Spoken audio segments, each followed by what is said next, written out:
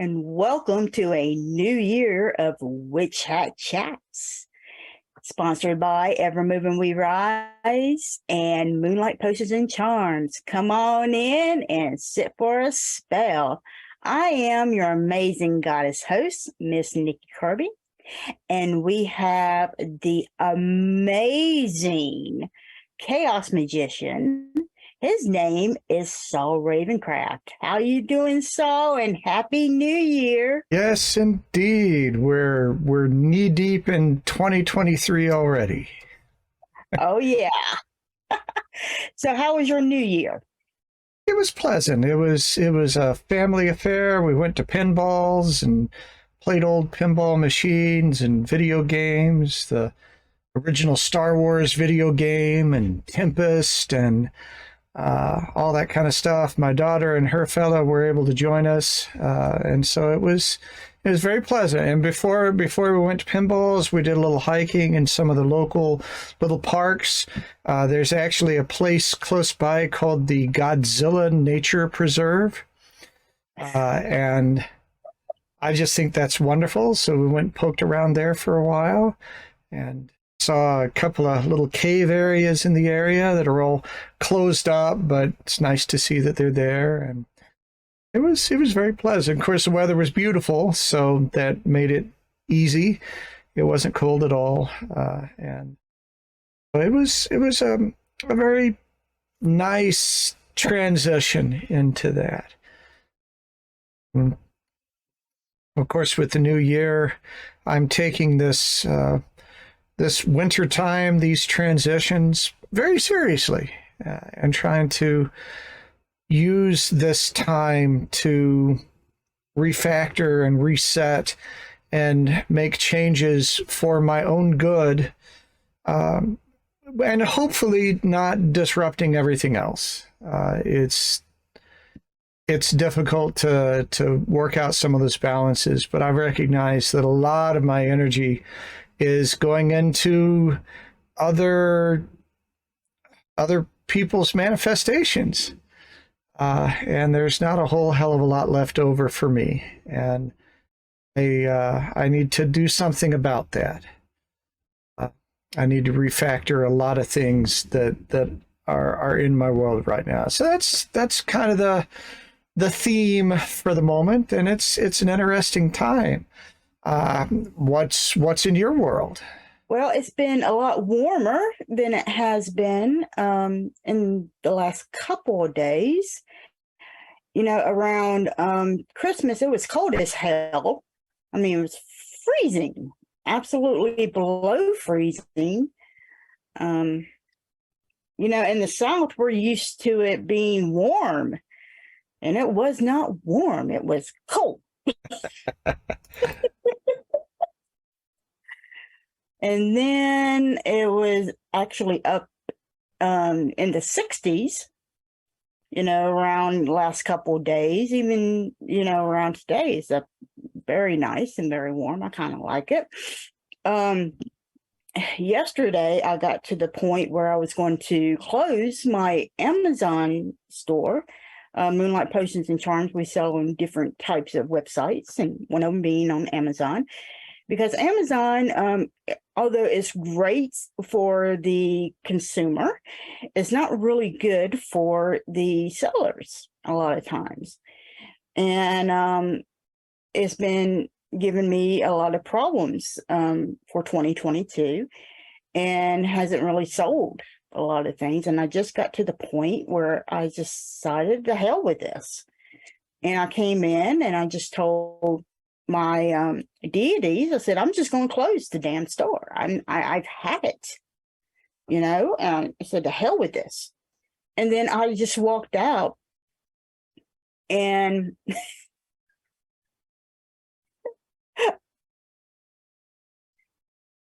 and then within 4 hours, I got 5 orders from Amazon. Boom, boom, boom. And I was like, okay, I guess she didn't want me to do it. But see, you know, the thing about it is it's really hard, because with Amazon, and this is what we're talking about as far as what people don't understand from a store owner's perspective is we have costs that cost us. So when it costs us, we have to raise our prices. And when we are using another company's platform, which is what Amazon is, basically Amazon is a platform. They charge us, and they charge us certain things. So when we're using, for example, let's take Amazon. Amazon, I'm having to charge double what I would normally charge on my website. And that's because Amazon takes about half of whatever I sell it for. And then on top of that, they want to take out of my little portion that I have, they want to take the shipping out of that little portion. And shipping has actually tripled over the past year. I mean, I had to actually raise it twice in the last 2 days because it literally has gone up. And this is USPS. I don't use UPS. I don't use FedEx because they are even worse than USPS. And because I'm trying to keep the rates cheaper, and Amazon does not make any deals with USPS. Etsy actually makes better deals with USPS than Amazon does. And so it's really hard to try to keep prices down because I'm having to charge the people. Not only do I have to charge them double, but I'm also having to charge them shipping. And I'm having to charge them a flat rate of shipping, whether I'm having to pay that rate or am I having to pay a double amount. So I'm having to charge them the bigger amount of shipping, and that's not fair. And I hate to do that on Amazon, but that's just the way it has to be because Amazon doesn't do a way of being able to get it to where it's easier for us to be able to charge them a reasonable rate of shipping. They don't do it by weight. They don't do it by flat rate. And it really, really ticks me off because that brings it to the customer. And of course, the customer's looking at this candle and it's like, okay, I'm having to pay $20 for this candle, first of all. And then on top of that, because the shipping has gone up so much, I'm having to pay $12 for shipping. Well, is this candle actually worth it? Yes, it's a conjure candle. And yes, and you know, we talk about everything that goes into this conjure candle, you know, your spell work and so forth. And a lot of people don't realize, you know, all that other stuff that goes into it. And my Etsy candles don't even be charged half of that. I don't even charge that much. And even when you're paying shipping, you don't have to pay that much on the shipping. But see, on Amazon, I having to do that. And it really bugs me because it's not fair. It's not fair to the customer that I'm having to do that. So, of course, they're overlooking my candle for something else. And it's not really fair to me. It's not fair to the customer because the customer is not getting this candle that may be better for them versus a candle that is sent out by a corporation that, number one, their ingredients may not be authentic. They may have stuff in them that is not good for the environment, is not organic, is not spiritual being made, you know, the whole 9 yards. I can go into detail. So they're getting a lesser spiritual product cheaper versus something that is actually being handmade, that has been prayed over, that's been done, that's somebody actually gives a crap about the customer, okay? All because Amazon makes all these rules, and they care about the customer. They claim they care more about the customer, and they don't do anything to help the business owner to help the customer. So it really pisses me off about that. So there's my argument about Amazon. Yeah, well, I understand. Okay, so there's my argument on Amazon. But I still like Amazon for their Prime. Okay, so there we go.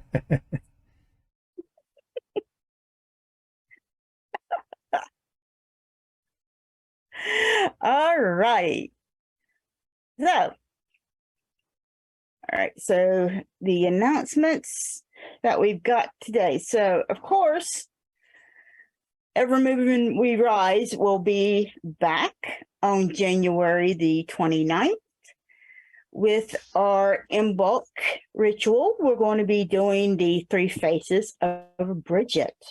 So what we mean by the 3 faces of Bridget is we're going to be doing the goddess Bridget and Saint Bridget and Mama Bridget. So we're going to be honoring all 3 phases of her because she is a transformative goddess. And the thing about Bridget is she is one of the very few goddesses that we can actually say has really truly survived with her people as they have traveled and as they have moved from or have been conquered, more clearly conquered by one religion over another. So it's been one of the things that we are going to be remembering, we're going to be discussing, we're going to be honoring her. So I'm really looking forward to that on the 29th of January at 8 o'clock. And so we're going to be doing that. And then with Moonlight Potions and Charms, we're also another Etsy star seller, which means we have amazing services, we have fast shipping, and we have absolutely everything has been really great with us. Just like I was saying, we really, really care about our customers. You know, the thing about a lot of metaphysical shop owners is that we do authentic products. And I know with me, when I say authentic products, means we actually do, like when I take a candle, for example, I don't just sit there and slap on any old label and then just throw on any type of oil or just grab a couple of green things and throw it in there into a candle. No. Number one, I take time to design the actual label. And it's usually when a goddess calls upon me or when a Loa or some type of divine calls upon me. And we sit there and it's not something that's instant. It usually takes a while for me to be able to get that done. And it's very much a very spiritual experience when I do that. So that takes a lot of time just for me to be able to do that label that I've done. On top of that,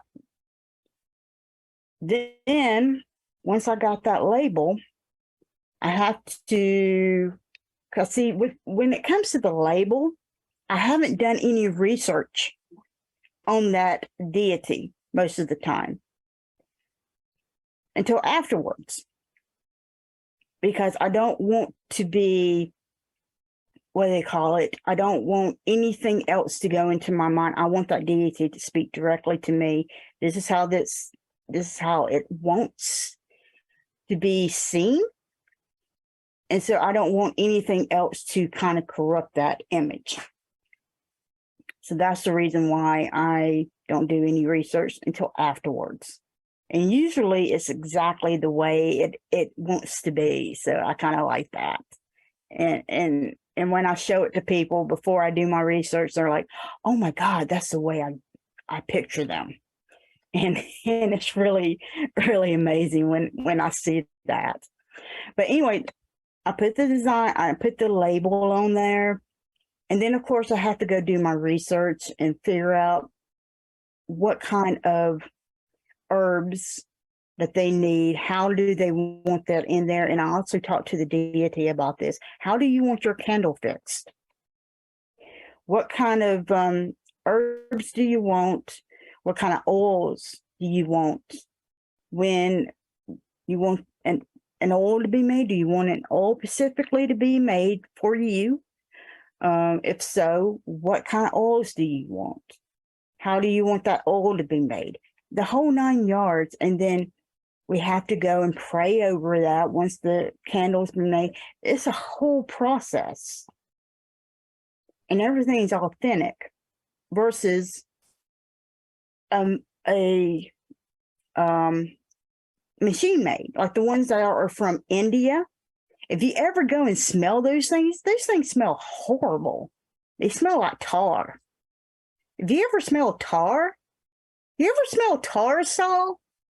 Those things are disgusting. Yeah. Or you smell oil, like that oil from the car. That stuff is disgusting. It makes you freaking sick. Or it smells like gasoline. Oh my God. That's shit's disgusting.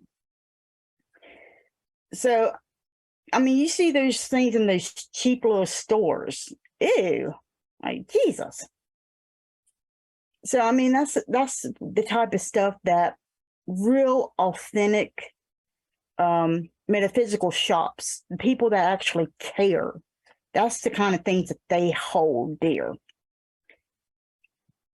So anyway, that's what we get recognized for, is for what we care about. And Etsy recognizes us for that. And a lot of our customers give us great reviews on that. And we spend time talking to our customers, letting them know this is how you want to do this, this and that. And they ask us questions. So we're really great upon that.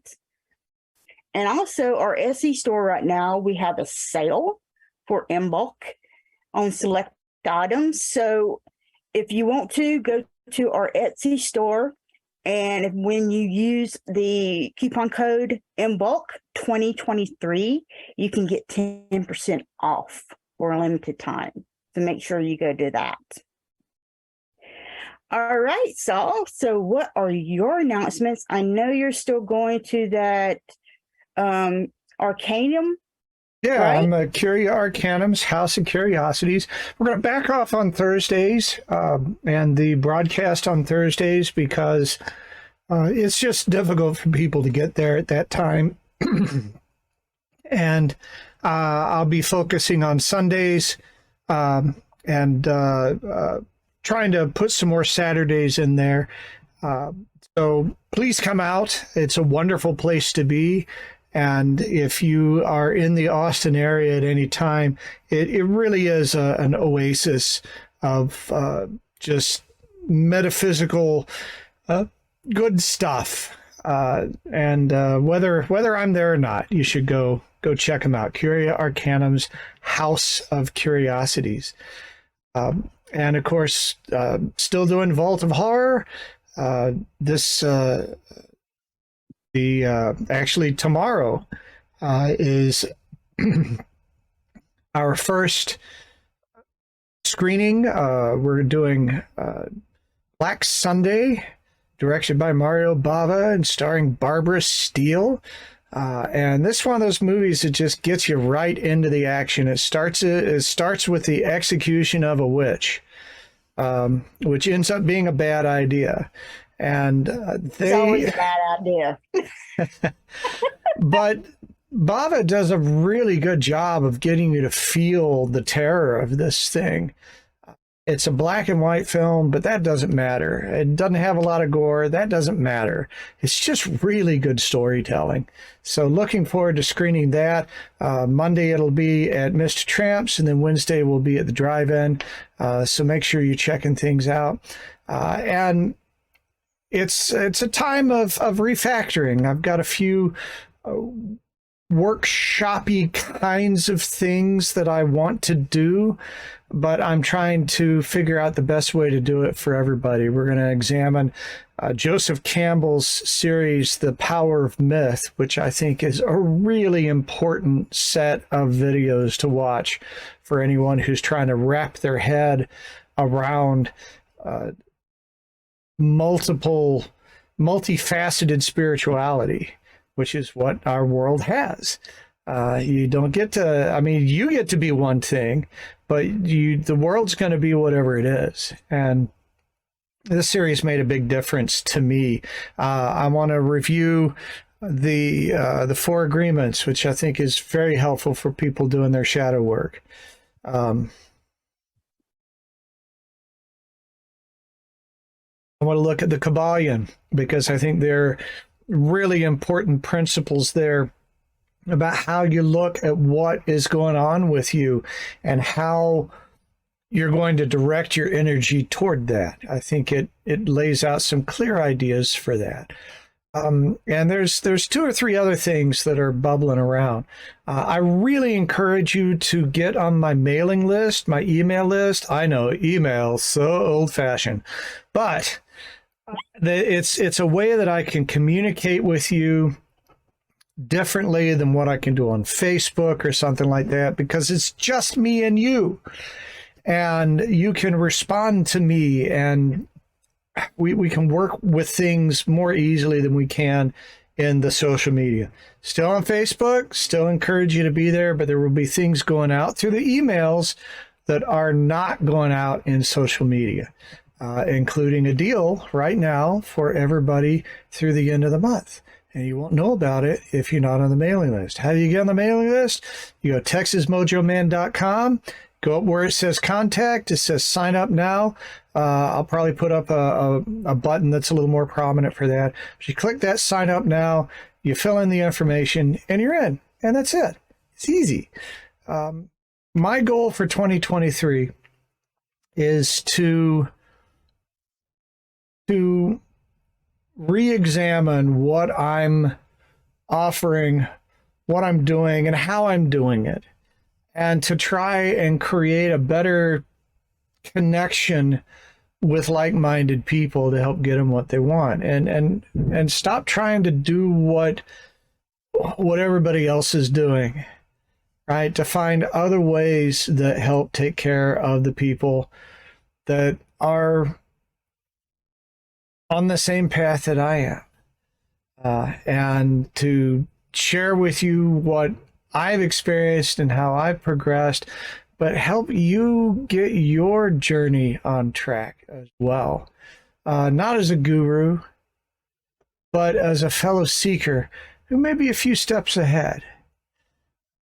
So that's what's going on, and a lot of it is forming as we speak. So we'll see. January is going to be very interesting for me. Did that make any sense at all? Well, you know, you're always speaking in riddles anyway, Saul. So, you know, Saul, we are everywhere, aren't we? Oh, you betcha. We are with TikTok, Twitter, Instagram, Spotify, Amazon Music, and Apple Podcasts, YouTube. So subscribe, follow us, like our pages, download our episodes, and take us on the go. Go to our link tree to find out where we are. And so, what is our biggest event that we got going on this month, Saul? Well, it'll be here before you know it. Manifestasia 2023. It's one of the only great witchy gatherings that you can enjoy in your pajamas. Oh my God, for the whole year. Yep.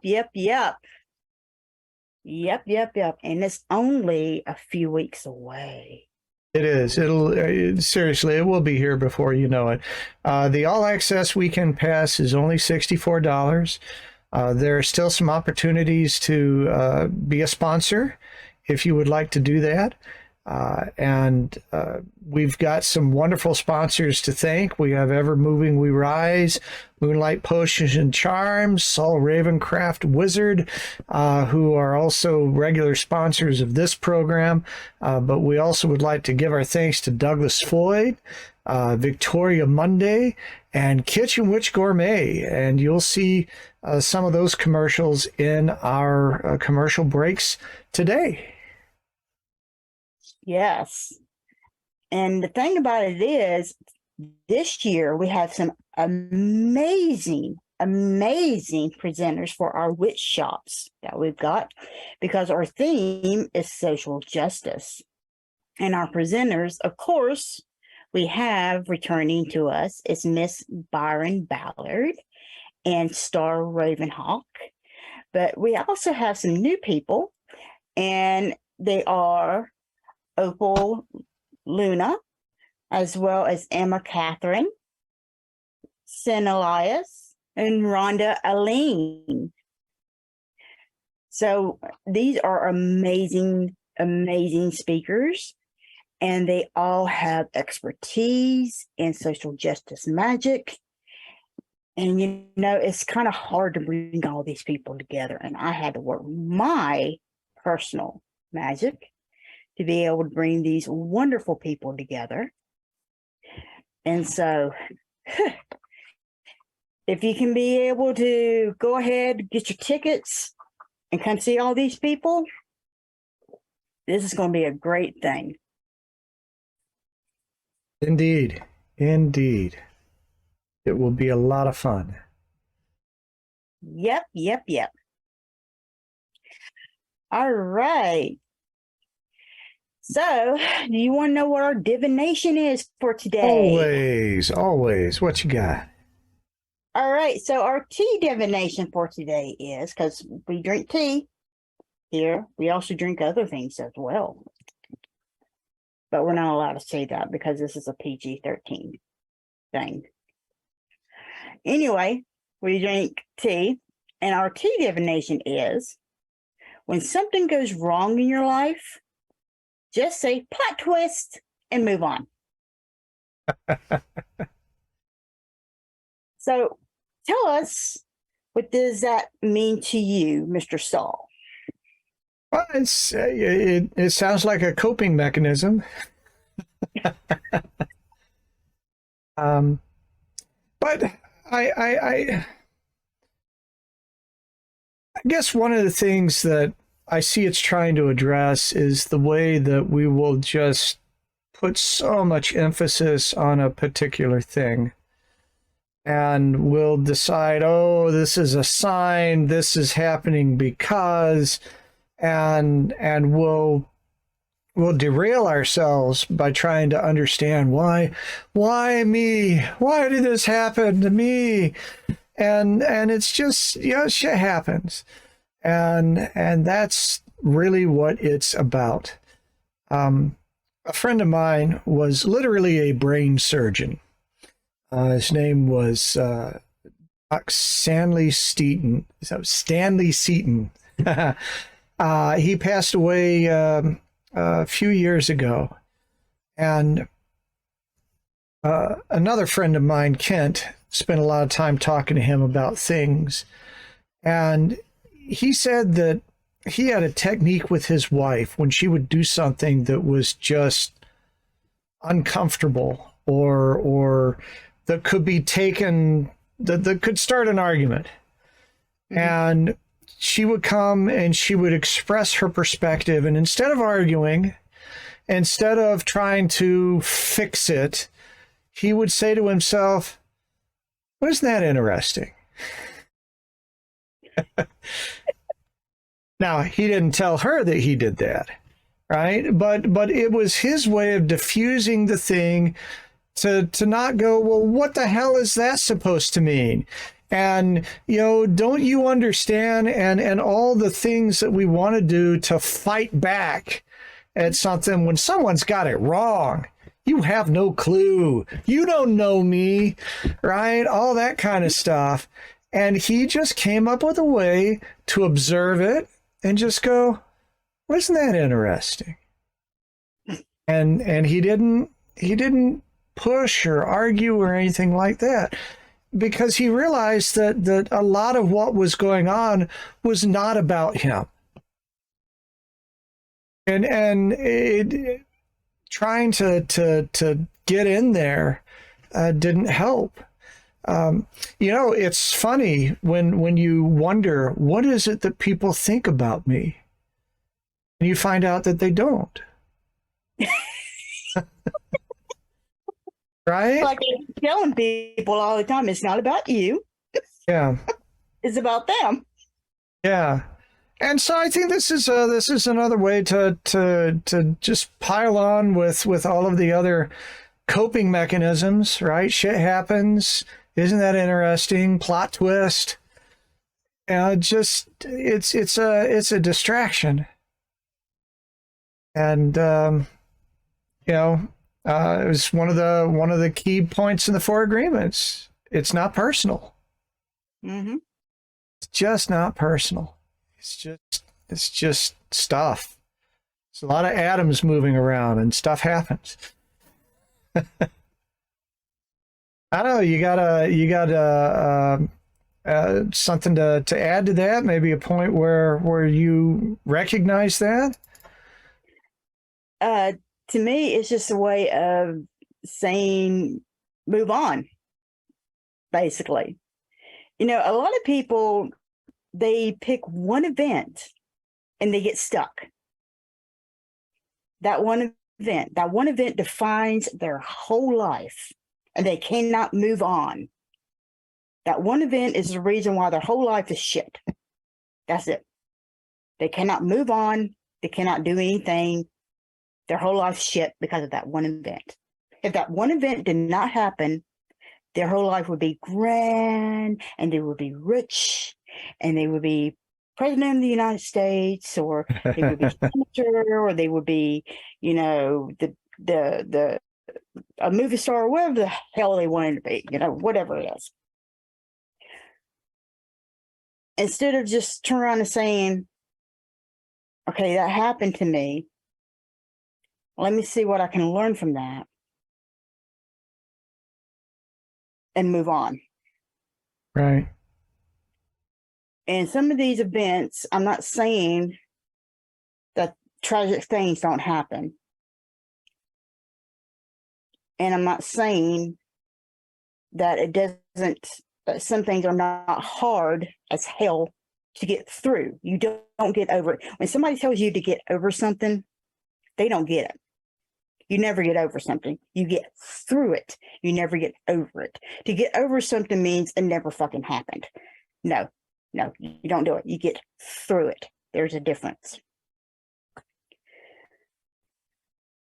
But when you say plot twist, it's a different way of looking at it. It also tells you that it's not about you. It's about them. So it gives you a different perspective to look at things. It helps you to understand that what this person did or whatever the event was, it wasn't really about you. You just happened to be there. That was it. You were at the wrong place at the wrong time, and it freaking happened. And whatever had happened, you need to learn from it. And you need to figure out a way to be able to move on. You can't blame anybody. You can't go back in time. You can't say, well, if I would have gone right instead of left. You can't do those what if things. You have to figure out a way of moving on and quit doing the blame game. Because it's not going to help you. None of that helps. Being stuck in the past does not help you. It doesn't help you move forward. It doesn't help you to get money. It doesn't help you do anything. It doesn't help you with your mental health. It doesn't help you with your emotional health. It doesn't help you with your physical health. It just keeps you stuck. So to me, moving forward is the only thing that helps you. And I like it when they say plot twist. I kind of think to me, it's funny. It actually brings a little bit of humor to mind, because people take things these days so damn seriously. It's like, Jesus. I've read another one today that says, you can't take life so seriously, you won't survive it. Right. Right? I like that. Yeah, sure. Right? Yeah. Because you can't. Everybody wants to take everything so freaking literal and so seriously all the time. And I am so sick and tired of everybody taking things so seriously. It's like, come on, let's lighten up. Let's show people that we can be good towards one another and in harmony for once. Instead of saying, oh, it's all about me. Where's my stuff? Where's me? Screw that. Hell with that. But anyway, we're getting off the task. But basically, yeah, it's about moving forward, and it takes some time. It's about your shadow work. Yep.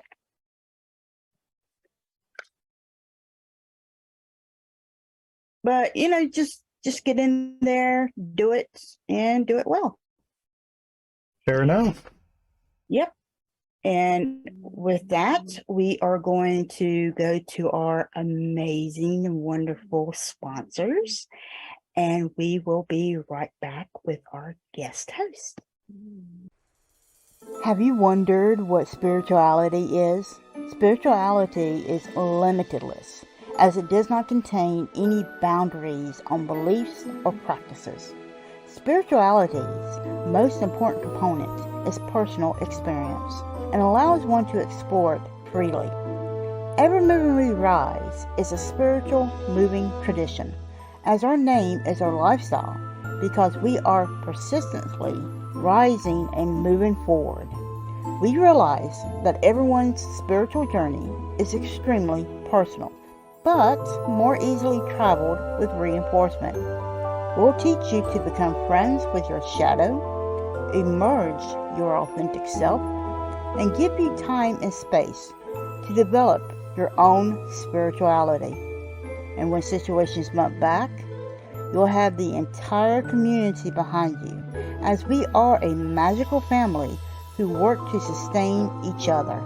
Discover the benefits of working within a society dedicated to helping you grow on your personal path. Visit us on our website, Linktree, or Facebook page, and discover why we don't fit in the box.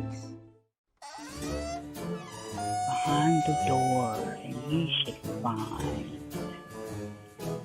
the return of the Barebone Trio. See no evil, hear no evil, and speak no evil, skeletons. This Barebone Trio reminds us not to take life too seriously and shows us the sense of humor we all have. Each one crafted with specific detail and are great for the Day of the Dead, your ancestor altar, Halloween, Samhain, Hecate, and the possibilities are limitless. And there is so much more in our wicked store to help you to embrace the power of your own magic. So come on in to Moonlight Potions and Charms at www.moonlightpotionscharms.com and discover the wicked things that ignite the magical passion in you. Kitchen Witch Gourmet is a wonderful way to bring the magic of tea into your world. Kitchen Witch Gourmet is your resource for high-quality loose teas, herbal teas, black teas, green teas, and special blends. Need the perfect pot to brew your tea? Kitchen Witch Gourmet has teapots, infusers, and more accessories to make every brew a pleasure. Check out the broom closet for magical tools and custom art for your divine pleasure. Explore the Bath & Body collection for luxurious herbal baths and personal items that will cleanse and clear you head to toe. Join the Tea of the Month Club for a guided monthly tea experience delivered direct to your home or office. Kitchen Witch Gourmet has all you need to perfectly start your day, end your day, and enhance all the moments in between. Behold all the wonders at kitchenwitchgourmet.com. And welcome back to Witch Hat Chats. I am Saul Ravencraft. I am here with Miss Nikki Kirby. It is our favorite time of the show. Of course, it is our favorite time of the show.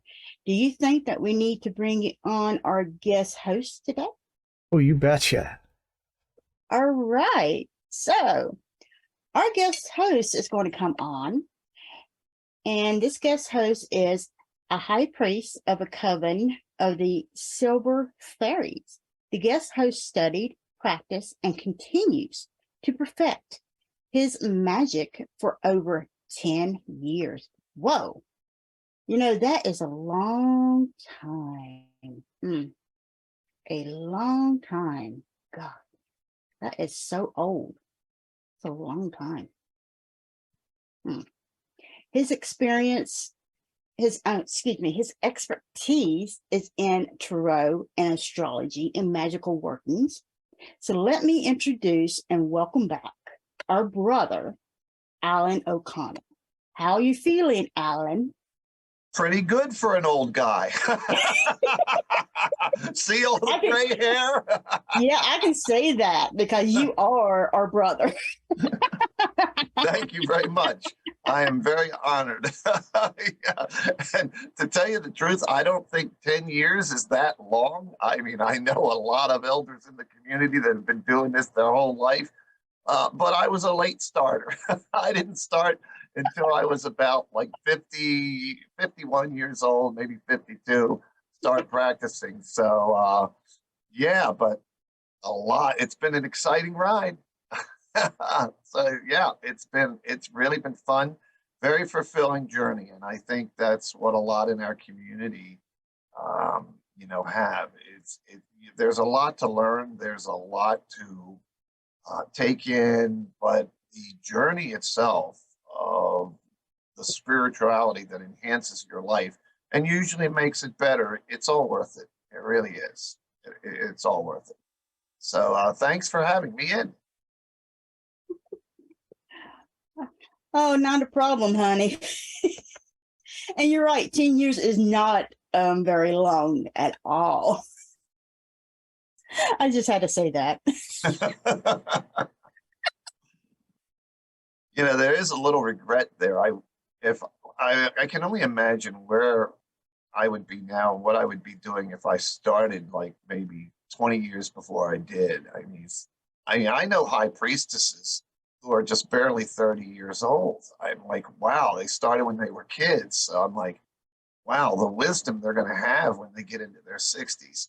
But I will say this, in 10 years, it was all in. I was learning. I'll tell you a little bit about myself. I've had many different teachers from many different traditions, and I think that has really been a plus. My first was from the Cabot tradition. My second was from an Egyptian tradition. And then the next 4 teachers were from my past tradition. And then there have been others, that have come from some other eclectic traditions that I've just kind of like, hey, Alan, you ever try this? I'm like, wow, that's a great idea. So I'll listen and I'll try anything that makes sense. So I think, I consider that a gift from the goddess and God that I had so many good, very, very good teachers. So I hope I did them proud, and now I teach. So I do the best to enhance my students' lives and to teach them magic, to make them, just how they can use magic to make their lives better, which therefore spreads out into the community, and it just, you share the love. So that's pretty much my story. I started back in 2012 real quick. I was dedicated to my coven, and I knew that's where I wanted to be, the coven that I dedicated to, which was Pale Moon Wolf. And, I just started picking up. I was just hungry for knowledge. I loved how ritual went. And I just started, eventually after I got my first, I started learning more and more and more.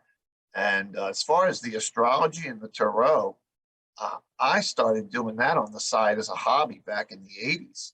So I brought all that knowledge with me, which really, really helped. It came in real handy when I was for magic. It was great. So that was helpful. But now I just became a 3rd degree not 2 years ago, about a year and a half ago. So now it's boy, once you become a high priest or a high priestess, it's a whole new ball game. You got to worry about everything, like you do with the show. You and Saul have to worry about the technical stuff, everything. So I get it.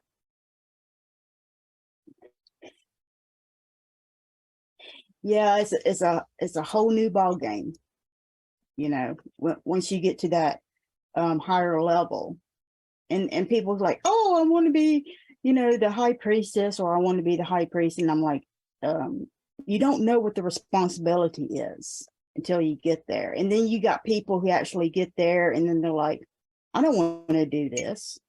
And I'm like, it takes dedication. It takes a lot of study to get there, because I'm also a high priestess in several different traditions as well. And it's hard. Number one, you got to do the studying. And it's not just study, you got to do the practice as well. And then you have to have the discipline to get to it. And then you have to have the ability to lead others. There's your hard part right there, is to be able to lead others and to be able to listen. There you go. Because a lot of people, they want to give advice. They want to try and give advice to people. They don't want to listen. And most time people, they just want to get it off their chest. They don't want you to try and tell them what to do. They just want to get it off their chest. I'm like, okay. I have to totally agree with you there. There have been some ideas that have come into my head, and I'm like, and I'll go to the coven, and I'm like, well, what do you think about it? And I get some real good answers. And there's been some ideas that I've put out there, like, Alan, we don't think that's a good idea. And I'm like, wow, you know what? You're right. So yes, you have to be humble. You have to listen to, your students. Now, our coven has men and women in it, but there's like an inner and an outer court that we've got set up. So, I have what I call my serious students who are like all in. It's like lesson. Whenever I have time off, I'm going to one of their houses and teaching them, because I do my teaching not over, pretty much 1-to-1. Best way to teach. And once I teach something, then we're like, okay, now we're going to demonstrate it, because it's so much better. Maybe it's a vanity thing with me, but I want to teach I want my students to be the best they can be. I want them to be ass kicking witches. I'm sorry. I want them to be the best. And my teachers had very high standards, and they would get on me. They really would. One time I told my high priest, I'm like, I don't know if I'll have time for this. If he's like, his exact words were, if your spiritual life means something to you, you will make time. I was right. I made time. So yeah, so I agree. You know, but I have learned from my students, and that's what's really exciting when they teach me things. Some of them have written amazing spells. I'm like, may I put that in my spell book? And they think, wow, this is great. He loves it, but it's really good. And they all have their diverse strengths, you know. So I have 2 shamans in the coven. I have a medium in the coven. We have someone who's just brilliant at stones. I mean, you give him a stone, he's going to tell you what it is. You know, we have someone that came from reclaiming that has all of that knowledge, and I have 3 of my elders from my old coven are in my coven. So this is really strange that my old high priest and high priestess are in my coven. That is just, it's like, but I honor them for their knowledge. I really do, and their wisdom. So, I mean, what can you say? I hope I did them proud. So that's it. Okay, that's what I got for now. So what's coming up in 2023? All right. Well, let me tell you a little bit. 2022 had some really amazing things happen. Not all of them were positive. There were some real stressful, challenging aspects. There was a Saturn-Uranus square. I think there was a Mars-Uranus square. There was a lot going on with some of the challenging aspects. So I started looking into 2023, and there's not as much of that at all. I mean, actually, I was having trouble finding. The planets just don't seem to be interacting too much this year. There were some minor aspects, but I was looking for some real major conjunctions or squares or trines, meaning anywhere from 0 degrees to 90 degree to 120 degree or to 60 degree aspects. When that happens, is usually an event. So there's one major one I saw coming up, and I'll get to that. But I'm going to start what we got to look forward to at the beginning of the year, and I'm going to go through as the year progresses. I'm going to give you some dates, too, all right? So the first thing I want to talk about is the 4 Mercury retrogrades, all right? And Mercury retrograde gets a bad rap, okay? Of course, Mercury rules machinery and the internet and thinking in general and communication in general, okay? So when it goes retrograde, a lot of people will like, oh, the internet's messed up, the washing machine broke, everything's going haywire. Just what it means and what any planet means when it goes retrograde is that its energy is more inwardly directed. It's more experienced on a personal level, okay? So Mercury retrograde is a great time to finish things that you have started, any project you have started, finish up, but also plan for the future. Start making your plans for when the retrograde period ends, and then put them into, get that bounce when the planet goes direct. So the first Mercury retrograde, and I wrote the dates down here so I don't have to keep going into an ephemeris and looking. It started on the 29th of this last year, which is just less than about a week ago. And it will last to the 17th of this month. Now, the Mercury retrogrades, there are 4, counting the one that started at the 29th of December. And they're all happening in pretty much Earth signs. The last one will have a little Sag and Capricorn in it, but they're all happening in Earth signs. So what we need to watch out for, the good part, well, let's go over the good stuff first. With the 4 Mercury retrogrades that are going to happen this year, and they're going to happen, one's happening now. The next one will happen on April the 21st. And the next one after that, it will be August 23rd. And then after that, it'll be December 13th.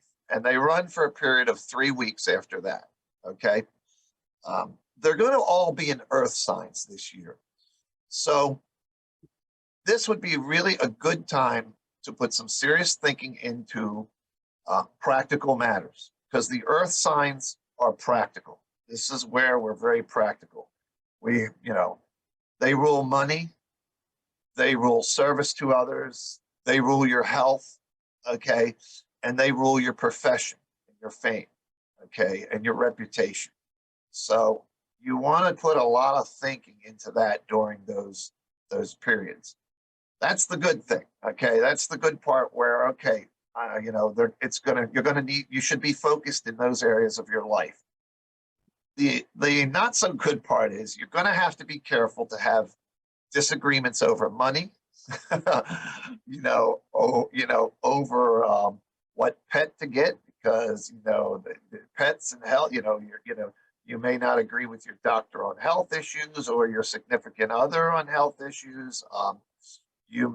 How you give service to others, that may be, there may be a little like, well, I think we should do this. And, if, for instance, an example, if, the coven, half the coven says we should do this, half the coven says we should do that. So, you see what I mean? And also you're going to have to be very careful about getting along with your boss. Okay. This will impact the job a lot. So, just be mindful of that during those retrograde periods to, to not really have, because their conflict can arise. Although I didn't look to see where Mars was, and I think Mars is, hold on, I'm going to check something. I think Mars is in Gemini now, so that's a mental sign. Yes, Mars is currently retrograde in Gemini. So yes, getting along with, there's definitely going to be a little more stress and conflict when you're dealing with neighbors, co-workers, and your family. The relationships you don't choose, because that's what Gemini rules. Okay. Neighbors, co-workers, siblings, any relationship, you just don't choose. You'll choose your partner, you'll choose who you socialize with, but you can't, your brother and your sisters, well, you're most of the time your neighbors, you just move in and it's whoever's there. And when you're hired, well, you just got to take whoever you're going to work with. So that's the Mercury retrogrades. Anybody, any questions on that? You talked about issues with your boss and that sort of thing. I think that we have a number of entrepreneurs, freelancers, and that sort of thing. People who, because of their free spirits, have become somewhat unemployable. How does that factor into people that don't necessarily have a boss, don't necessarily have coworkers? All right. Well, in that case, they can do what they want. So pretty much, once again, Mercury retrograde, there's a lot of inner thinking. And when you do this inner thinking, you're kind of cleaning, you're kind of setting your own house in order. This is a good time for this. Like, what do I want? What do I want to do? So there's a lot. So those interpreters, they're free thinkers, which kind of like, well, I can do what I want. And I'm going to get into another thing too, which fits into that. And that's going to be, the Jupiter, the Saturn going into Pisces, because those people are usually trying to make their dreams become realities. And actually, that's the next thing I'm going to talk about. And with Saturn going into Pisces, Pisces rules the dream world. Okay. It rules our ideals, what we really would love to do, that bucket list. And, with Saturn's a planet. Saturn's kind of like, well, can we do it? Can we afford this? Saturn's a very practical planet. So you're going to be you're going to be putting practical applications into your wants. And that's a good thing when it can be managed. It really is an exciting thing when it can be managed. Now, I'm a big fan of Saturn. Saturn gets a bad rap. It really does, because usually things associated with Saturn are usually unpleasant. But Saturn will always give you what you want, but you gotta be patient. Gotta be patient with that Saturnian energy. It works at its speed.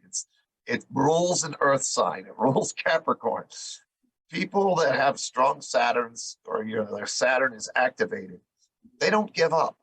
They don't give up. So this is going to be, a good time. So getting back to those interpreters, and starting around March, entrepreneurs, artisans, starting around March, it's going to be a good time to start making dreams realities. We're going to have to take a pause here and listen to some words from some of our wonderful sponsors. Then we will be right back talking about the stars, the planets, and what they hold for us with Alan O'Connor here on Witch Hat Chats. I'm Saul Ravencraft, co-host of Witch Hat Chats. I understand just how confusing and chaotic it can be to open to a path of magic and manifestation. Everything seems to turn on its head. I want to be an ally as you find the way upon your path. My studio setup will let us do readings, coaching, and exploration virtually, just as though you were sitting across the table from me.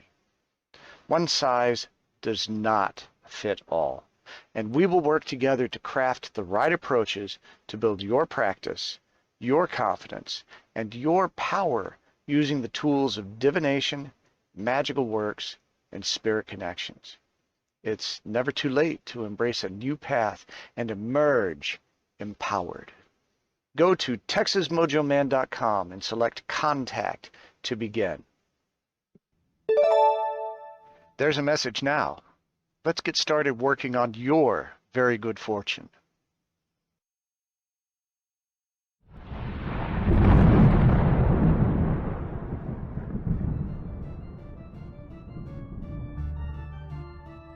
Looking for something a little more witchy?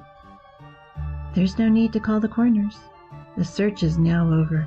Introducing The Awakening, a paranormal activity book, part of the Victoria Munday's Paranormal Activity series. A witchy activity book filled with paranormal and sacred geometry pages to color. A do-it-yourself grimoire, and a special 12-month manifestation calendar.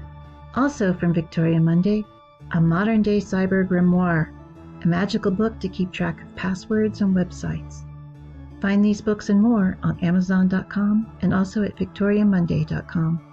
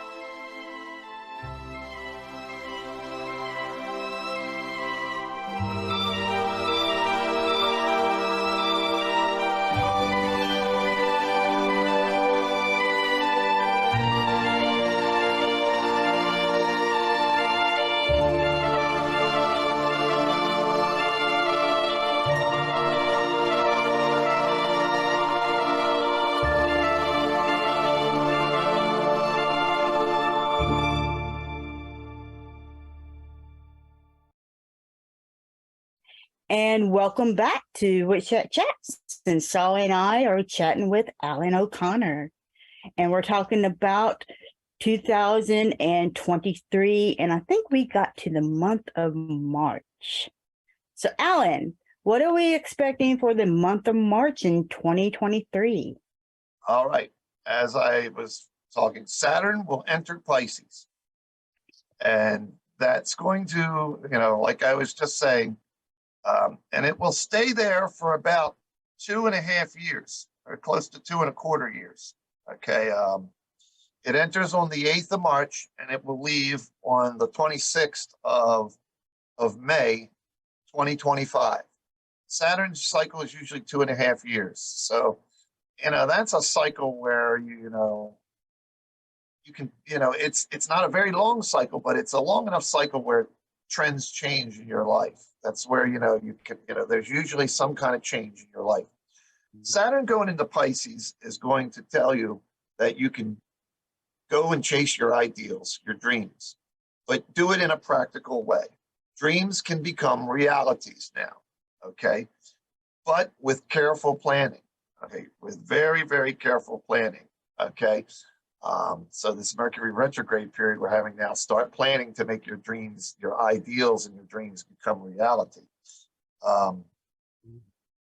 So, it's gonna, you want to deal with your immediate dreams, okay? So that's going to be pretty exciting because, Saturn is practical, so you have a practical planet in an illusionary sign, a sign of idealism and belief. So I see practical spiritual practices, being at the forefront. People are going to be spiritual, but in a very practical way. Like, what magic? I want to do magic that I know is, I feel is going to work. And I'm gonna plan it. That's when it gets exciting. All right, I'm gonna move on. Pluto will enter Aquarius also in March. For 3 months. It'll retrograde back, into Capricorn, and then until the 24th of next year, and then after that, it will stay in Aquarius till 2043. We're looking at 22 years of Pluto coming up in Aquarius. And what that means is people are going to be, and in general, people are going to transform their belief system, especially when it comes to humanitarian causes, okay, their goals, the social groups that they hang with, okay. It's going to be a time to have unconventional beliefs. There will be unconventional solutions to problems. So on a personal matter, try, and this is a long time, we're talking a long time. So over that 20-year period, let that unconventional part of you kind of come out and see what happens. Okay.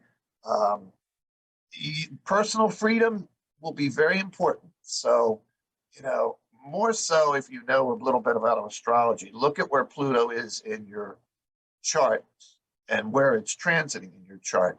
And that issue of your life is where you'll want to, where your transformation will be focused. Okay. So that's a long-term thing. We just had about like 20 years of Pluto in Capricorn. So, now it's moving out. All right. This one's the big thing coming up. And this starts, Jupiter is going to square Pluto. All right. That's going to start in May on the 9th.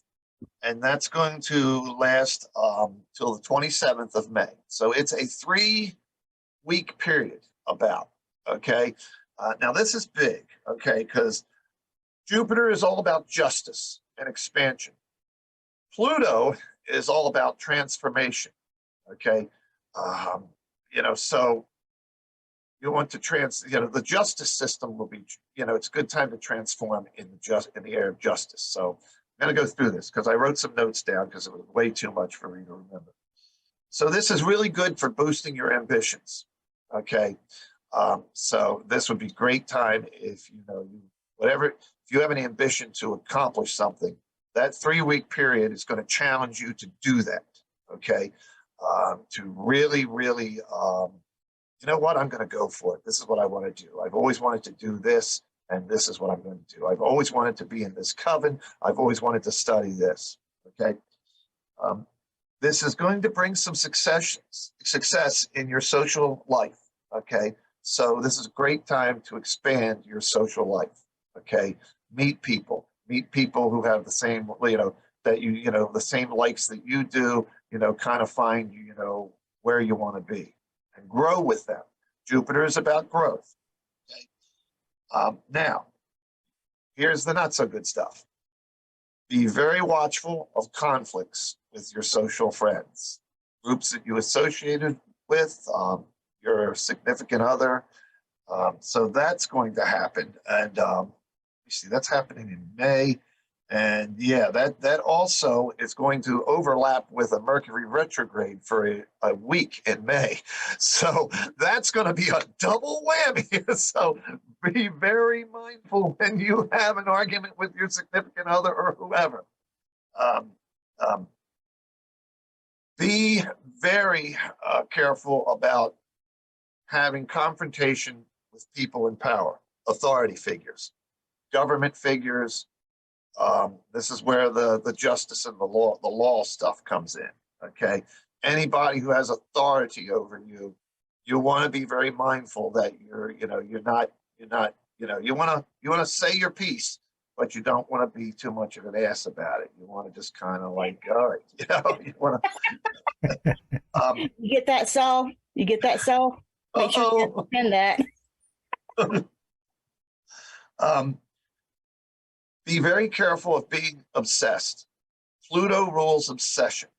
Pluto rules underhandedness. Pluto rules criminal organizations. Okay. So with Jupiter there, be very wary of being, of any legal issues that you may have. Just try and stay on the straight and narrow. The criminal element will somehow interact with you. It's possible. So be very wary of that. Okay. If you have like a legal issue, keep your hands as clean as you can. Now, Jupiter's going to try and help you solve that. Jupiter is really good for justice. Just keep the criminal element. And, sometimes you can't help that. The criminal element just but where Pluto is in your chart is where you are very obsessive and where you do things underhanded. So we all have that part in us where it rules things that are hidden under the ground, plumbing, things like that. So hidden, underhanded tactics. So we all will do that once in a while, use an underhanded tactic to get our way or to get, in a way, it would be a great time if you have a legal issue to get a lawyer that is a little underhanded to get you out of a jam. But finally, the best part of this transit is to it's good for rebuilding anything. Pluto tears things down over a long period of time and then rebuilds them. I would associate Pluto with like a slow erosion. Things just erode and decay, and then you start building them. Now, this last full moon, I'm going to mention that, which is actually still happening as of tonight. It's the full moon in Cancer. And it's still happening as of tonight here on the Eastern time zone. And this is a perfect moon to do magic, to lay down new foundations and to build new things. Lay your foundations down. Start from scratch. You're just coming off of Yule where we started a new year. So once again, emphasis on new things. Any magic for the women in your life or mother figures or anybody who nurtured you, great time. Elderly parents, if you need to tend to them, do magic for that. Excellent time for that. You still have time. You still have time to do that. Put out an intention. Okay.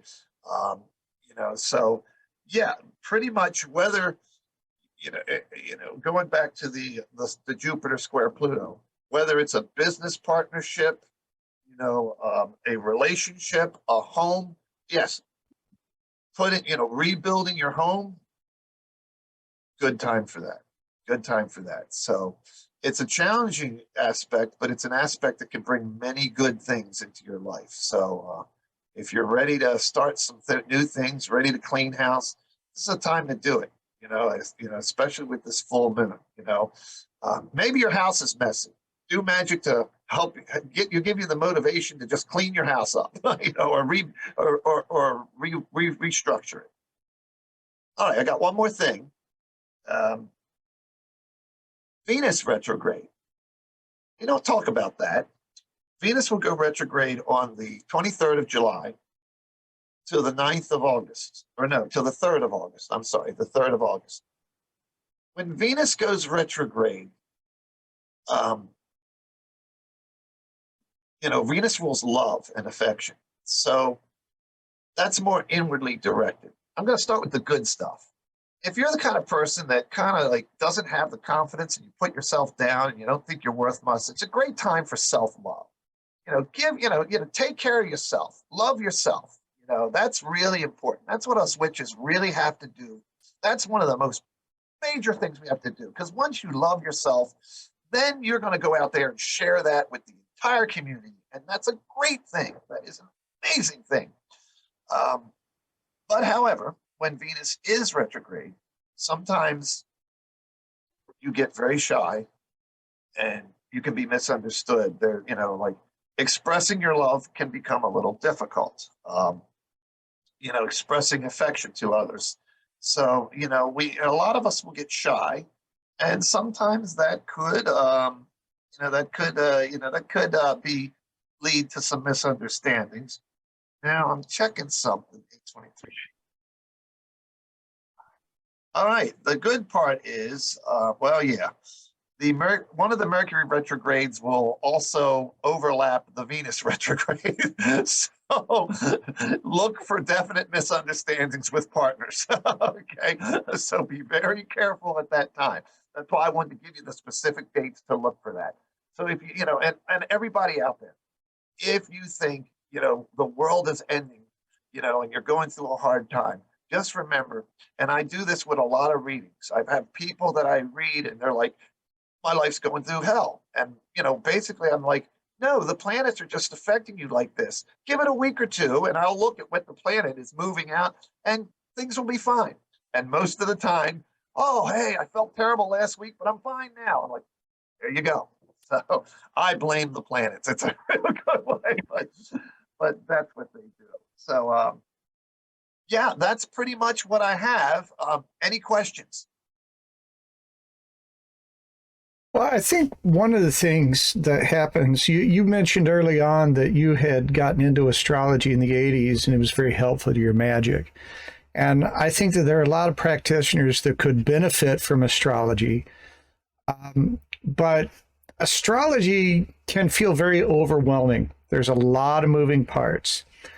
I've been making my own studies of astrology and I've started to get into the primary elements that are immediately helpful and recognize that you can go as deep as you choose to go. So for the people who are curious about astrology, recognize it could help them with their magic, but they just do not know what the hell to do to start to incorporate it. How do you take the baby steps of accessing astrology into your practice? Because it's not reading your horoscope every day. No. I have a class that I teach where I pretty much try to teach 30 years of astrological knowledge in like an hour or two. So I stick to the basics. If you're just starting well in astrology, if you're let's say you're a baby witch, and you're like, well, and magical timing is very, very important.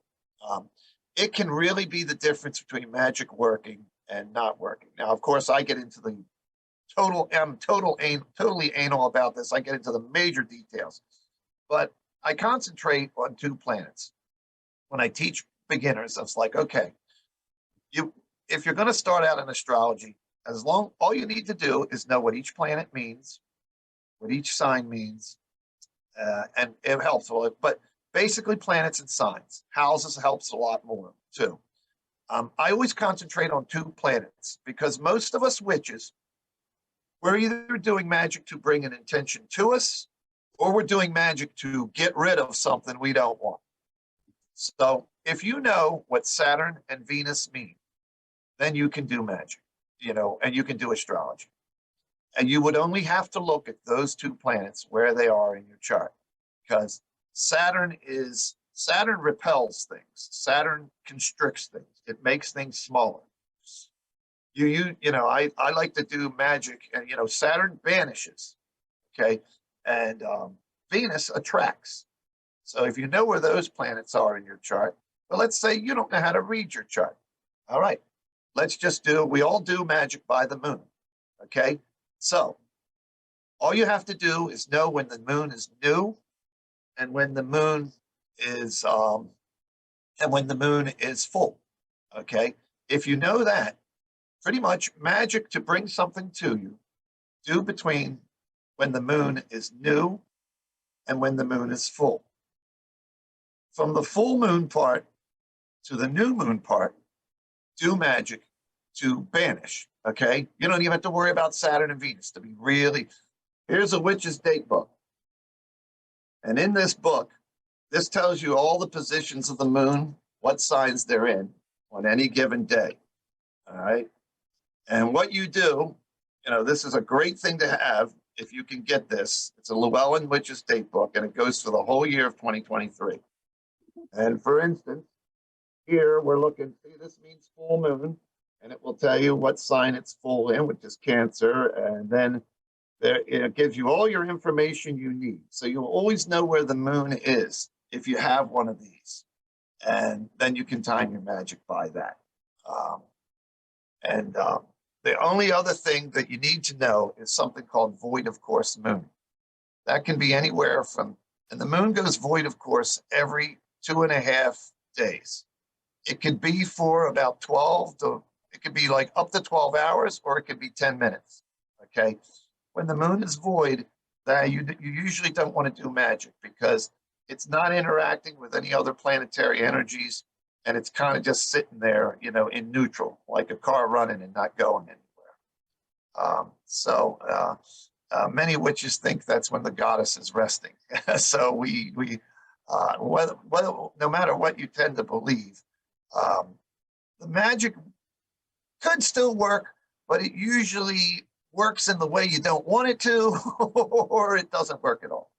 So that's my real crash course on, and I hope it helps everybody out there. I really hope it helps you all out there. All right? All right. Okay, whew, got that in. Well, that was a quick course on astrology. That was your 30-second course on astrology. There you go.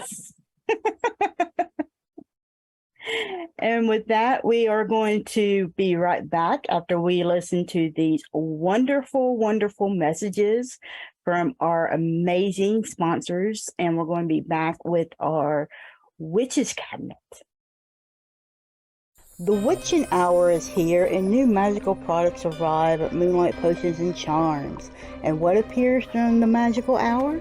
Our mysterious triple goddess Hecate key necklace comes in 2 sizes, perfectly aligned with her will, so her devotees can find their way through the darkness. The handsome hand of God statues, believed to be protective talismans of luck, fertility, abundance, and good health, come in black or white. One of the best ways to bring your ancestors with you no matter where you go is our traveling ancestor altar on the go. They come in 3 sizes, small, medium, and large, perfect for all of your needs. They include candles, an oil, a toy for the little ones who passed on, and so much more to honor their beloved dead. And our Papa Legba key necklace are perfect for the devotees of the King of the Crossroads. Comes in 2 sizes, each one specifically prayed over and dedicated to Papa Legba himself. And appearing for the first time, Baron Sam D and Mama Gray J, Altar on the Go limited edition. Yes, you can take your altar to the cemetery with you. How cool is that? The traveling altar is complete with top hats, coffin nails, a cross from Mama Bridget, and so much more with room for you to add your own items. So show Baron MD and Mama Bridget the altar perfect for them. And don't forget, Our bare bone trio, see no evil, hear no evil, speak no evil, skeletons have returned. There is so much more in our wicked store to help you to embrace the power of your own magic. So come on in to Moonlight Potions and Charms at www.moonlightpotionscharms.com and discover the wicked things that ignite the magical passion in you. Anybody can tell you what is on a tarot or oracle card. What matters is seeing beyond what others may not be able to see and help the client to uncover what lies in the mist. What do readings from Moonlight Potions and Charms do? Wednesday, I did this ancestor reading, and it was an amazing reading. And it was a detailed reading. And I remember talking to this customer's ancestors, and it was so delightful. And he wanted some questions to be answered about the magic in his family because he didn't know. And his family was mostly like most of our families are. You know how everything is like hush hush when it comes to the magic in his family. And he wanted to know who can he actually talk to about the history of the magic in his family. And I was able to give him specifically who he can go to talk to about that. What particular deity he can actually go to be able to help him with this. And it was just an amazing reading, and talking to his ancestors, they were such a delight, and they told me so much about this customer. It was just an absolutely wonderful reading for him, and I was just so happy to be able to give him this wonderful reading. It's really amazing to be able to give people these readings, these products that's really going to help them, and be able to give back to the community, because this is what Moonlight Potions and Charms is about. We want to help you to embrace the power of your own magic. That is what we are all about. It's to help you to do that. Book now and allow our wonderful staff to take care of your spiritual reading needs. And there is so much more in our wicked store to help you to embrace the power of your own magic. So come on in to Moonlight Potions and Charms at www.moonlightpotionscharms.com and discover the wicked things that ignite the magical passion in you. And welcome back to Witch Hat Chats. I'm Saul Ravencraft. I am here with Miss Nikki Kirby, and we are here with Alan O'Connor. It's time for the Witches Cabinet, where we get busy. Hell yeah. Hell yeah. So, Alan, what have you cooked up for us today? All right. First of all, I wanted to give everybody out there a quick peek at what I do. It seems like a lot, but depending upon your knowledge, excuse me, you might want to try it. There will be a picture coming up soon, and this is an example of the correspondence magic I do. I'm going to explain the picture. Okay, I was working with the goddess Bridget. Okay, obviously you can see the Bridget's cross. But what I do is I put a lot of correspondences into my magic. This was a spell that was about prosperity and wisdom. I wanted more prosperity and more wisdom in my life, and I was willing to work for it. So, as you can see, the first tarot, the Ace of Pentacles off to the left, that's a new beginning of prosperity.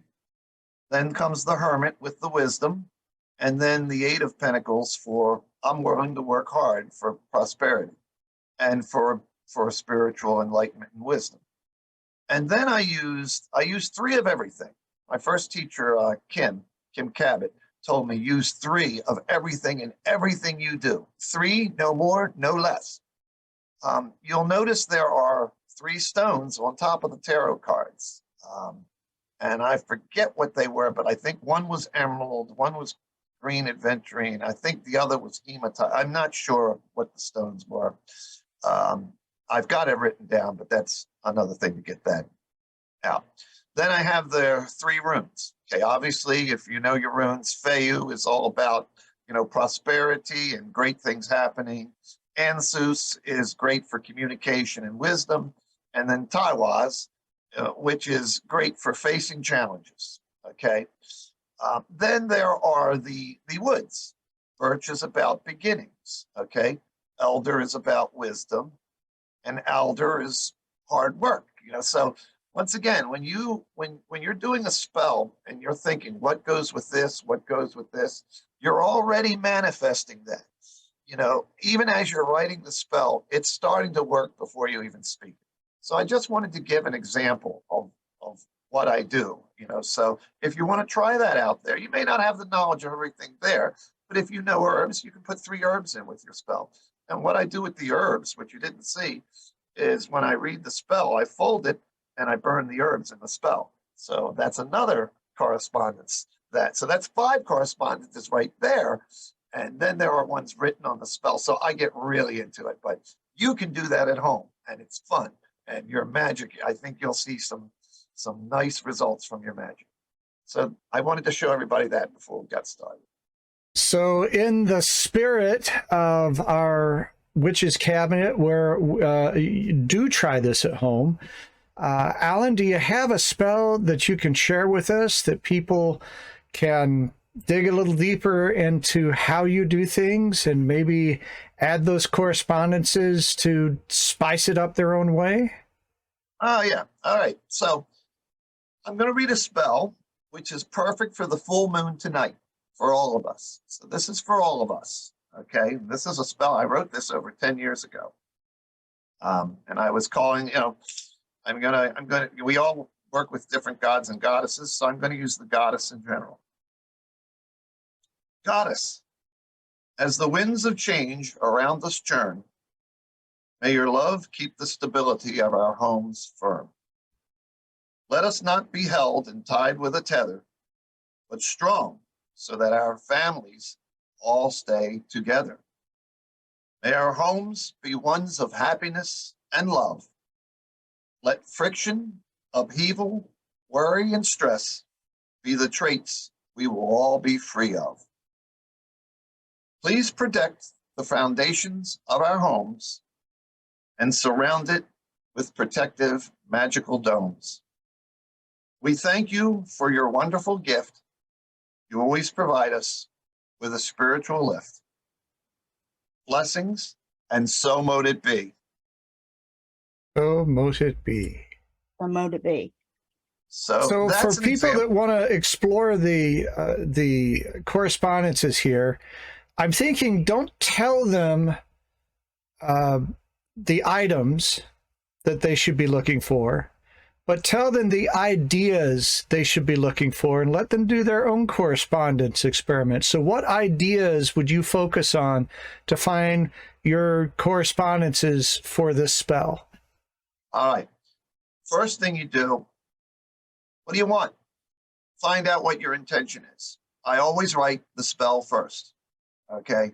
Always write your intentions first. Once you've written a spell, then you can suit your correspondences around how you wrote the spell if you want to, and exactly. Try what we've all been taught different things. One stone means something to somebody. The same stone means something totally different to somebody. It's all what you believe. Okay. Once again, belief and intention. That's most of magic right there. So, all you got to do, like, for instance, maybe you're really good at herbs. Okay. You know your herbs. So, we wrote a spell for the home. So if you know your herbs, pick out 3 herbs that are good at that have to go with starting new things or laying down new foundations, depending upon the knowledge you have. So that's what I do. Once the spell is written, I just sit there and I just like, okay, what goes with what I wrote in the spell that I know? Now I know runes, I know tarot. Now I usually start with tarot, but not everybody knows tarot. You might just want to burn, you know, just want to put some stones, or you might know woods. You know, I also put Jewish letters. I use the Jewish alphabet. I throw a little Kabbalah in there, you know, so lots of us know different alphabets. You know, we're very diverse out here. We all have different knowledge, but just the key thing is pick three. Witches do everything in threes. You know, one of the things, and I've only been doing the three stuff, real, you know, I used to do it, you know, I used to always do three, but now I'm like three of a lot of things, you know, but, you know, as long as three is key, 3 and 9, they're really key. If you get up to 9, that's really fun. I'm almost there, but I'm still learning things. Incenses are my next project. But whatever, you know, and just try something, you know, just use my example, you know, you don't even have to know the tarot cards. Take a day. If you've got a deck of tarot cards, well, this card looks like it would work for me. Go ahead. You know, use your intuition. That's crazy. Yeah. No, but Saul, that's a very good point. There are no absolutes. It's like, no, you've got to use this. In that example, that's what I used. But hey, what do I know? You know, I mean, that's what I used, and it worked for me. You can use something different, and it will probably work for you. The point is, so I'm just going to, like you said, that's the structure that I use. If you use the structure, you don't have to use the exact same thing. Just use the structure of having 3 and as many as you can. And, you know, if you know magical alphabets, I also put those correspondences, I write them in spells. I write them on the spell. I'm going to provide a copy of the spell in the notes that I just read. Okay. That way you'll have a copy of an example of one of my spells. Okay. Oh, that's fantastic. Yeah. Awesome. So, now, the spell that I read is not the spell that goes with the correspondences that you saw. That was a different example. I just wanted to make that plain and clear, because some of us who, you know, some of us witches out there were like, why was he using that for that spell? So once again, like Saul said, this is simply for context only. And, you know, if, you know, this would really be great if some of you out there can do this, and, you know, let us know how it worked, because you know, that's what we're here for. We're here to make you better witches and to make you happier and share with each other. You know, I've certainly picked up things from so many different traditions, and I've just plugged them in. You know, you're allowed to steal other people's stuff. You know, you're allowed. Oh, I like what I saw at that ritual. I'm going to plug that into mine. I think a lot of practitioners, they hesitate because they get so worried about doing it right, and they miss that it's not about doing it right. I mean, yeah, there is a degree of that, but it's mostly about doing it. And if you think about doing it but you don't do it, then you miss out on what magic is all about. So get over yourself. Right. And you know, it's not about well, you said stealing of other people's, you know, stuff. As long as you're not taking credit for it in front of other people. You know, you can use it in private. It's one thing, but if you're going to be using it in a public forum, you really need to give the credit where the credit's due. I agree. One thing I do want to mention. But yeah, you can be able to take or either take that ritual and say, hey, I don't like this portion. Let's do it this way. You know, it's one of those things. Don't be afraid of changing, you know, tweaking this or that. It's okay, because that's just what you need to do. It's your spirituality. Only you can be able to do it. I'm just one of those people that, I'm sorry, I'm not a stick in the mud when it comes to doing things this way and this way and this way and this. I can't. Okay, that's the reason why I don't wear formal robes all the time, and it's too damn hot. Okay, it's just too damn hot. You're practical. You're practical, Nikki. Yes, I'm too practical. I'm not a ceremonial person. I never have been. You know, when they want you to wear 18 layers of clothing, what the hell, okay? And you're in the South, for God's sakes, in July. Are you freaking kidding me? I mean, who the hell doesn't sweat in the South in July? I mean, come on. What the hell?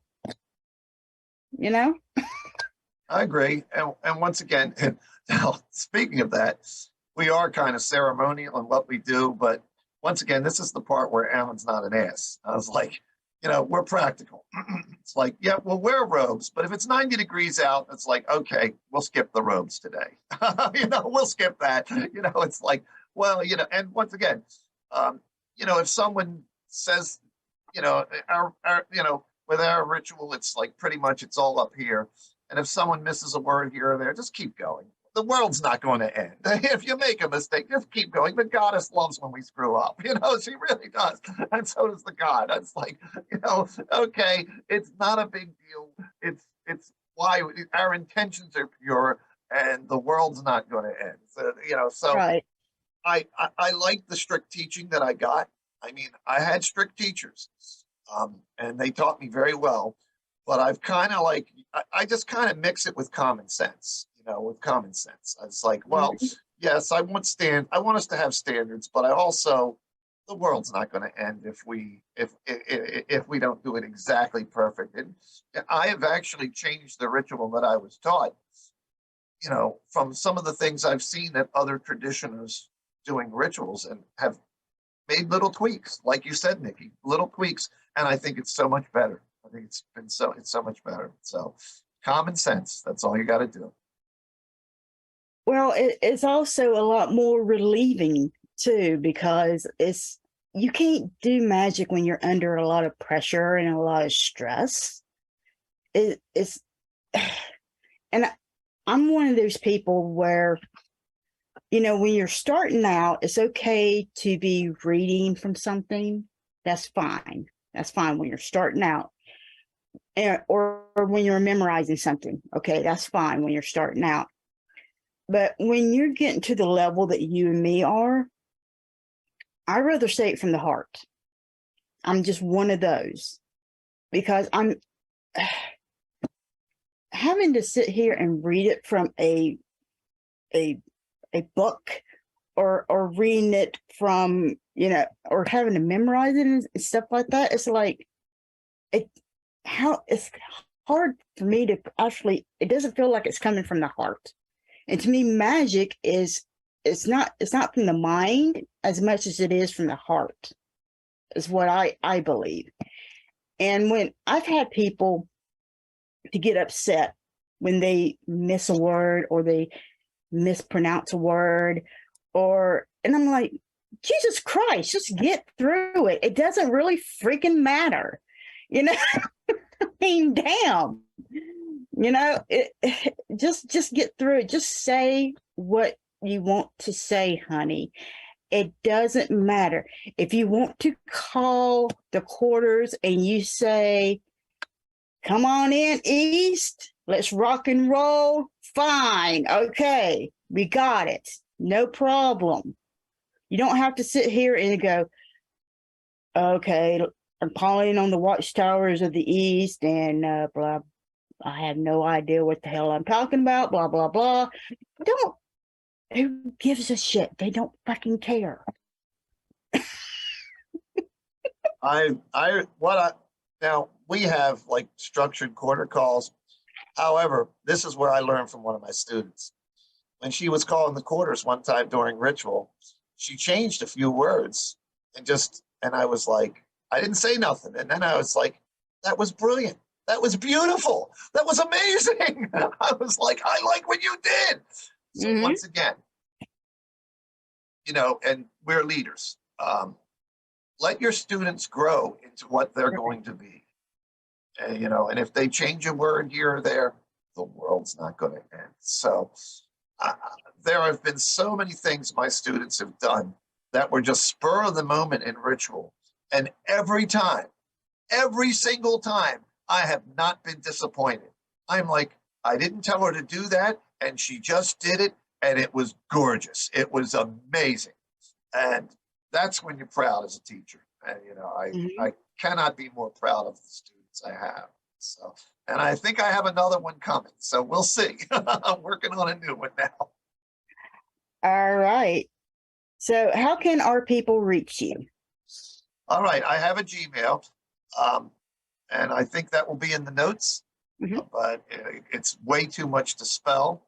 It's gothiccatster@gmail.com, but that should be in the notes after the show. I do have a Facebook page, and you'll know it's me because the Facebook name is Alan O'Connor. And if you see a picture of a guy with elf ears, that's me. Right. And I live here in Baltimore, Maryland. So, if a guy, Alan O'Connor, Baltimore, Maryland, comes up, then you know you have me. And it should pop up because friends in common, most likely if you're a witch somewhere, we're going to have witch friends in common, so it'll pop up. So I always check Facebook Messenger, and I always check my Gmail every single day. So, and if you're in the Baltimore area or Delaware, Wilmington, Delaware, or you're somewhere in Delaware, even we've got people in our coven is over 3 states. We got people in York, Pennsylvania. We got people in Wilmington, Delaware. We got people in Dover, Delaware. We got some here in Baltimore, some in Laurel, Maryland. So we do a lot of travel. We really must like each other because it's usually an hour for a lot of people, more than an hour for some to drive to ritual. So if you're in the area, hey, drop me a message. If you're, we've maybe take on 1 or 2 more students if you're interested, but we'll chat. So you can drop me an email or a Facebook message. All right. Well, thank you for being on the show, Alan.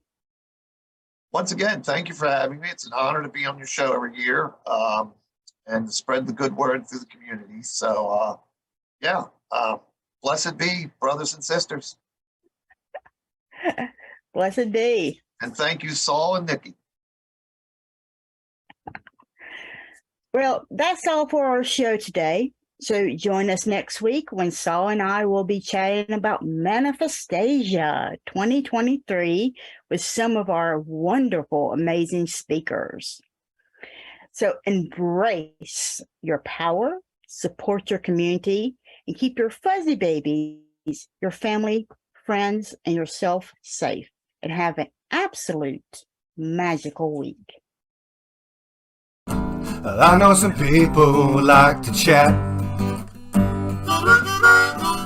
I think they're witches, how about that? And every Sunday at 12 o'clock. And if you're hurting, they're willing to talk. Nikki, Kirby with that black stone. I agree, Evermoving We Rise. Live and soul with a beautiful mind. I give you blessings under moonlight. I know some people who like to chat. I think they're witches, how about that? And every Sunday at 12 o'clock. And if you're hurting, they're willing to talk.